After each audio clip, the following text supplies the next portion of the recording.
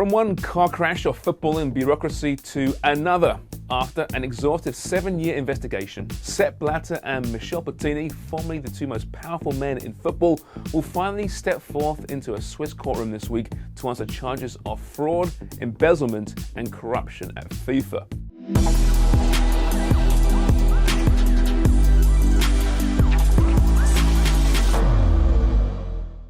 The investigation relates to a dishonest payment of $2.5 million paid by Blatter to Platini back in 2011. Three-time Ballon d'Or winner Platini claims the amount was back pay for consulting work carried out a decade earlier.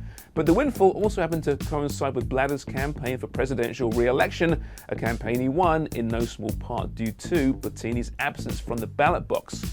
Both men were banned from football for 6 years, and if found guilty, could be looking for just shy of that behind bars. But arguably, the biggest crime here isn't the $2.5 million FIFA paid to Platini, but the $25 million it paid out to make the feature film United Passions. The 2014 movie casts Reservoir Dogs actor Tim Roth as Sepp Blatter himself and tells a story of Blatter's purported role in turning FIFA, and apparently football itself, into a worldwide phenomenon. The drama, if you can call it that, relates to Blatter securing World Cup sponsorship deals with Adidas and Coca-Cola. How exciting. Yeah, you heard that right. United Passions credit Blatter with heroic genius for attracting major global brands to a major global sporting event. The phrase "knees up at a brewery" somehow comes to mind.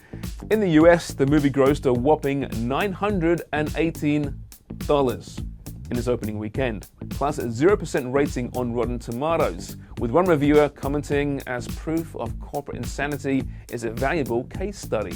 So there's a general moral of the story here, and a very specific one as well. On the one hand, watch out for that ever-widening gap between the boardroom and the factory floor.